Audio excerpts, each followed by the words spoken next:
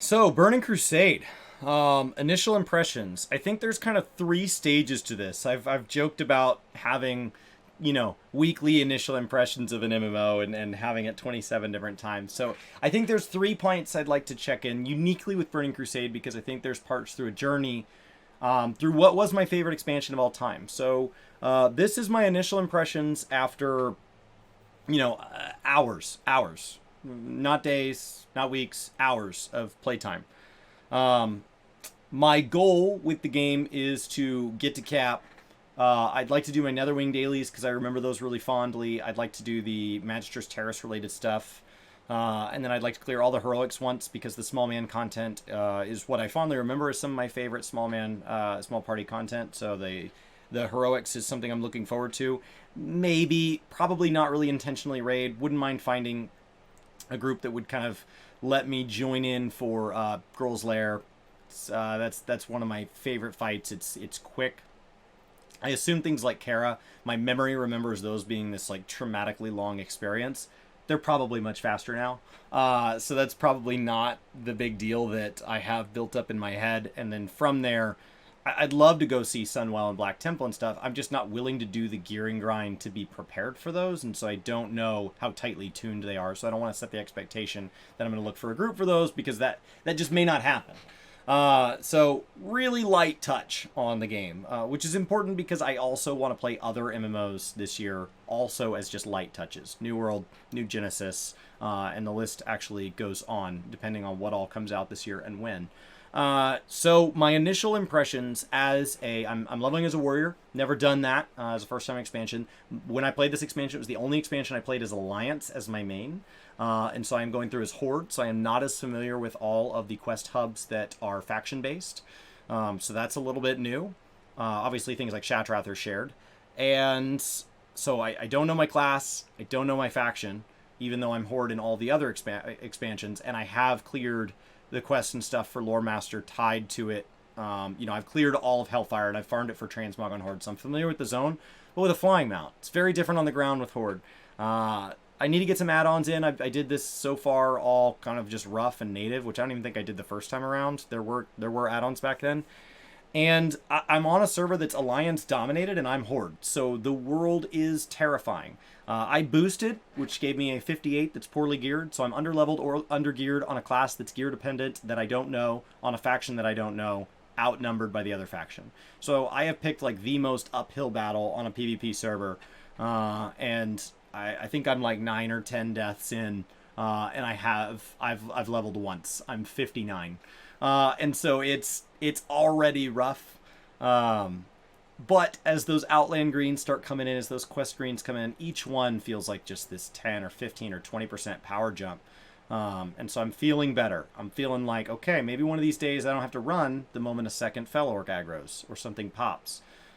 Maybe when somebody attacks me, I can finish the monster and then let them kill me. So it definitely feels like I'm getting closer to something that resembles surviving.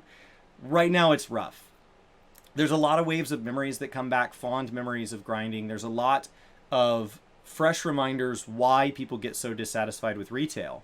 The expectation with retail, it depends on when the player started, right? If Shadowlands was their first ever expansion, as long as patches were coming out on time, it might be okay. But what my initial impressions here are these are hard reminders that the world was dangerous and the world was scary.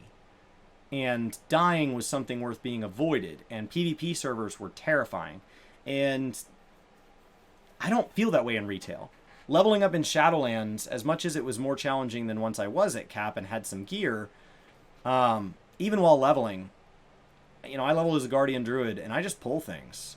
Pull 10 or 12. I understand that I'm one of the tankiest, most resilient classes and specs in the game, and I have the ability to bail and all of that. And as a warrior, I'm distinctly aware that I don't have any form of stealth or serious sprint compared to a druid, or the fact that when I played Alliance on this, I had a hunter, so I had a pet involved. So I'm aware that I don't have the utility of either of the classes I've played. They're pretty they're pretty soft and casual as far as how you get through open world content when you have the ability to pop out and heal yourself and shapeshift into a cat and run away and stealth past things. Like, you have a lot of utility. Oh, I can just put my pet on that and bail. I can feign death and reset the monsters. There's a lot of utility there. My repair bills are no joke. The fact that I have to eat after like every pull is no joke. I think I'm losing money. It's close. I'm barely making money.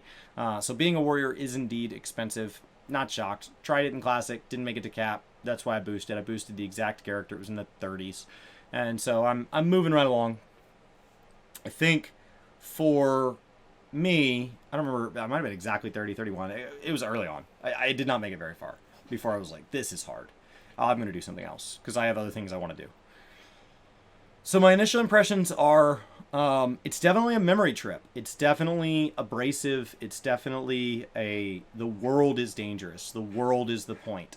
The quests and the narrative are not why I'm here. My own character, while it is developing and growing, it's more about my relationship with that character and that character's relationship with the world than my character's relationship with any one quest giver or the story of a zone. I'm kind of taking part in this history of this zone.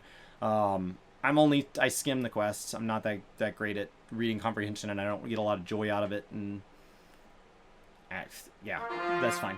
So I'm skimming quests, misreading some of them, killing things I don't need to kill, dying to things I don't need to die to. Died to the Reaver once, which is delightful. It's my initial impressions is this is hard. My initial impressions is if you come in under-leveled and under-geared, the world will punish you. And yes, there are people that know this game so well they can overcome that. Yes, there are people that can optimize ridiculously. The people that just blasted to level 70 lightning fast, they're playing a different game than I am. But coming in blind, relatively, I'd played the game when it came out, 15 years ago? I don't know what the math on that is. It came out, 2007, 2006, 2007? So, a while. And so I think there's definitely,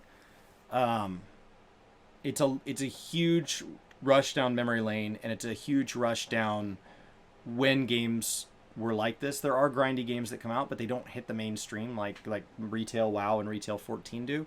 Watching Brian play Final Fantasy XI with Ninja, they're both such experts, and they're in this room full of experts, and they're talking about all this stuff in this game I don't understand, and it looks old, and the concepts are old and have been upgraded, and there's this huge lack of utility, and I try to watch, but I get lost.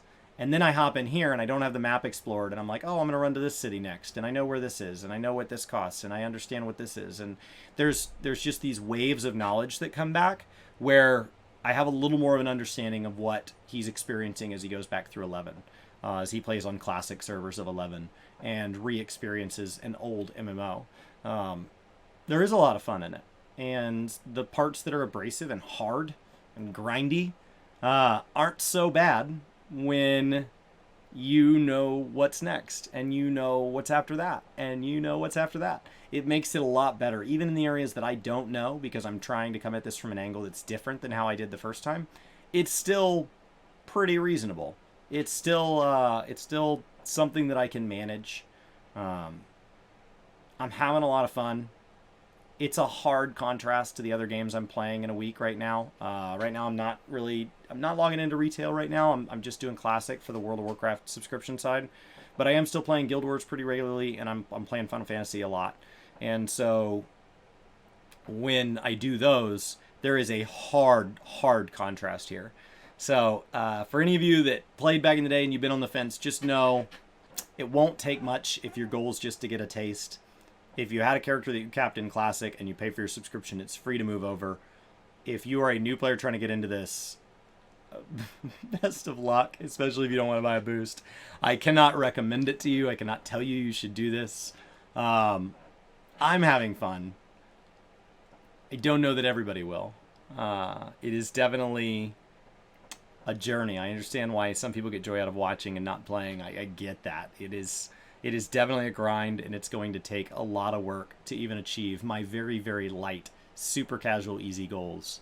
It could still be hundreds of hours. Getting attuned to dungeons, doing all of these things it's going to take time that, I don't really remember how long it took the first time because it's all I was playing back then. It was the primary game I played. And so I'm looking forward to it, and I just wanted to come kind of share my thoughts on this channel where I have, I've been experimenting with some reaction content as we keep up with Bellular, and looking to add Preach to that, and looking to put out maybe some sort of guides, keep you guys up with the news, share my thoughts on things. The only thing it's all going to have in common is that it's all about gaming, kinda.